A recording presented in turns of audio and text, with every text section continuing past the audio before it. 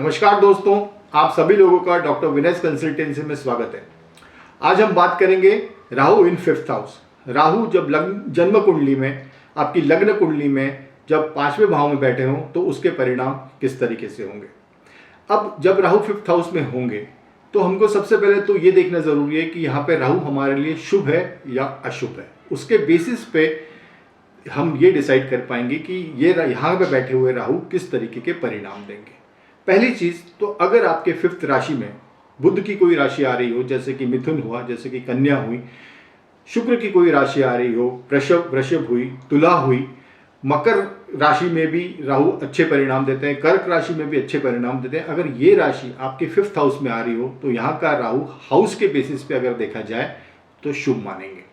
दूसरी चीज हम जो देखेंगे ये देखने के लिए कि राहु शुभ है या अशुभ है, तो मैं ये देखूंगा कि 6th लॉर्ड, 8th लॉर्ड और 12th लॉर्ड के साथ तो नहीं बैठे हुए यहाँ के राहु फिफ्थ हाउस में, या 6th Lord, 8th Lord, 12th house की उन पे दृष्टि तो नहीं आ रही है यहाँ के राहु पे।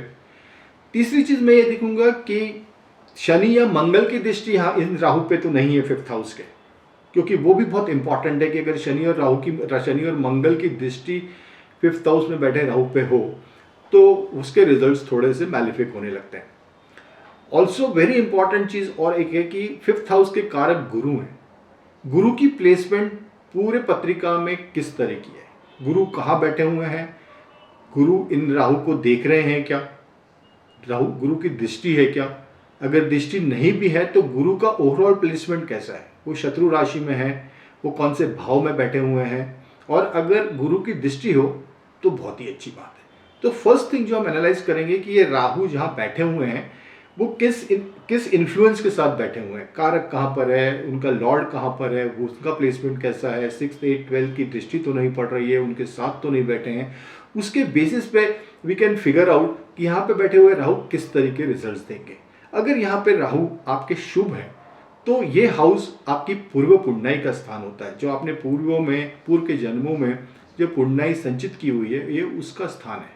जब भी राहु यहाँ पे होता है, राहु इस पुण्याई को थोड़ा सा ग्रहण लगा देता है। तो आप जो लोगों के लिए करते हैं, आप जो इफर्ट्स करते हैं, वो एक्चुअली आपको उसका रिजल्ट मिलता नहीं है, क्योंकि वो सामने नहीं आ पाते, राहु उस चीज़ों पे ग्रहण लगा देता है। सो ये जो प्रॉब्लम है, जो कि राहु ग्रहण लगा देता है, ये एज के साथ ये चीज़ें कम होती जाती है और 42 ईयर्स के बाद राहु ये जो ग्रहण लगाने वाली बात है इसको कम कर देता है, ये खत्म हो जाती है। तो उसके जो रिजल्ट्स है आपके पूरे पुण्याई के, वो आपको 42 एज के बाद मिलना शुरू होते हैं।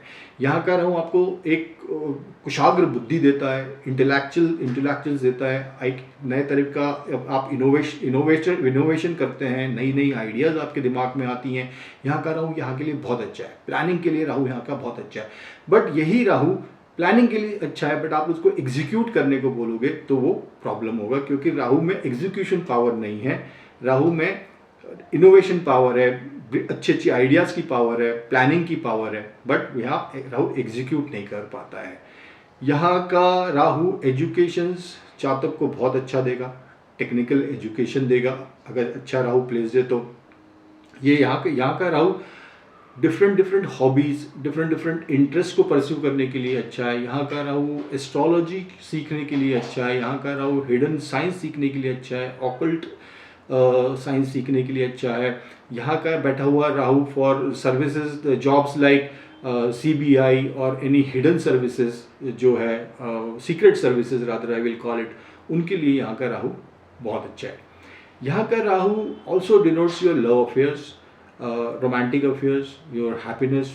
सो अगर राहु की मैं बात करूं और यहाँ के लव अफेयर्स की बात करूं तो मोस्टली जो देखने में आया है यहाँ का राहु, अगर बिकॉज आदमी पसेसिव हो जाता है, बहुत ज़्यादा हद तक पसेसिव हो जाता है लव अफेयर्स में, जीने मरने की बातें करने लगता है। तो यहाँ पे देखा गया है कि यहाँ का राहु ओवर पसेसिवनेस के कारण लव अफेयर्स में धोखा या इनफिडेलिटी, ये सब चीज़ें देखी गई है। So it is Rahu here is not good for love affairs if you become over positive, so that is of love affairs.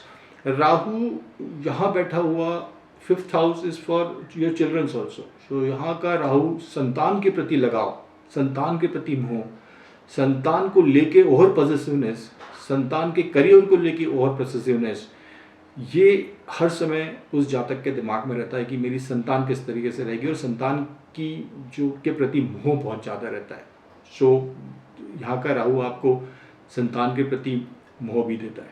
But यहाँ का राहु आपको as far as creative activities are concern, sports are concern, other skills are concern like arts हुआ, singing हुआ, dance हुआ, और बाकी जितनी भी स्किल्स हैं, उसकी पेंटिंग्स हुई, तो यहाँ का राहु आपको इसके लिए बहुत शुभ है, बहुत अगर आप ये सीखते हैं तो आपको, और करियर बनाने की बात करते हैं तो यहाँ का राहु इसके लिए भी बहुत अच्छा है। 5th house also represents mother's family, so gains from mother's family is also foreseen. Mother's family से आपका क्लोजनेस ज़्यादा होगा, has respect to father's family, so that is also result of Rahu in 5th house has related to mother's. भाई आपके supportive होंगे, भाई आपके courageous होंगे, they will support you in your bad times and otherwise also they are, आपके भाई बड़े courageous होंगे, so that is also result of Rahu in 5th house. अगर मैं वाइफ की तरफ से आपकी वाइफ यहाँ अगर राहु 5th हाउस में है तो ये wife will be good, you will gain lot of wife will be rather beneficial for you, I will put this way, beneficial in the sense कि हो सकता है कि वो आपको करेज दे रही हो, वो आपको हर समय मॉरल सपोर्ट दे रही हो, वो आपको बहुत अच्छे से समझती हो, और आपको उस तरीके से वो गाइड भी करती हो, मेंटर करती हो, कोच करती हो, और अगर आप उसके हिसाब से चलते हैं तो you will gain from your wife's advice. Also there is a chances that you can gain from in laws also, so that is also a possibility.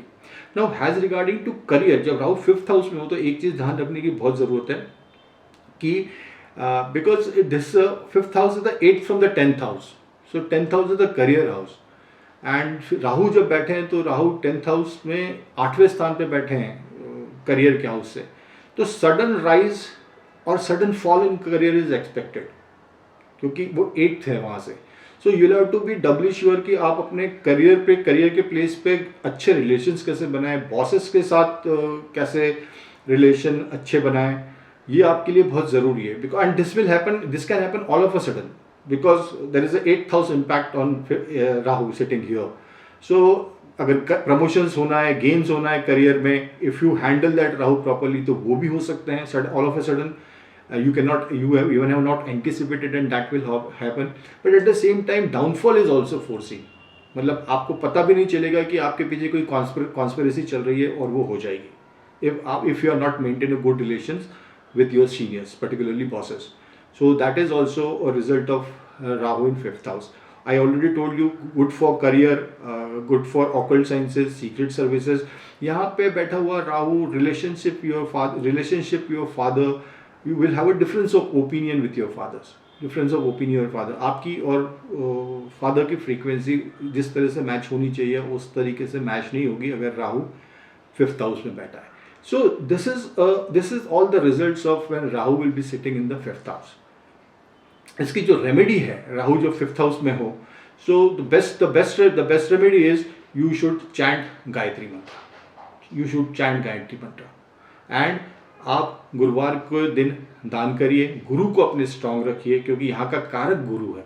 जो गुरु को स्ट्रांग करिए, और गुरु को स्ट्रांग करने का जो बेस्ट तरीका है कि आप पीली दाल लीजिए, एक रात पहले उसको भिगो दीजिए, मुट्ठी भर दाल, पीली दाल और चने की दाल, उसको भिगो दीजिए. दूसरे दिन वो थोड़ी गल जाएगी. उसके साथ आप उसको आपके राइट हैंड में लीजिए, उसमें गुड़ रखिए और गाय को अपने हाथ से खिला दीजिए. इस तरह से खिलाइए क्योंकि जो उसकी जब वो खाएगी तो उसकी जो जीभ है वो आपके राइट हैंड को पूरी टच होनी चाहिए.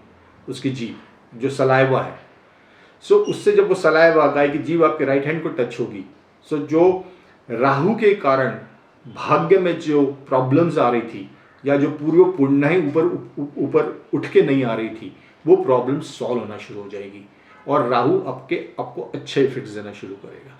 सो this is in a nutshell Rahu in 5th house and the remedy is गुरुवार का दान गाय को, and which I just told you, and chanting of Gayatri mantra because it is the 5th house. ये मंत्र तंत्र का भी स्थान है.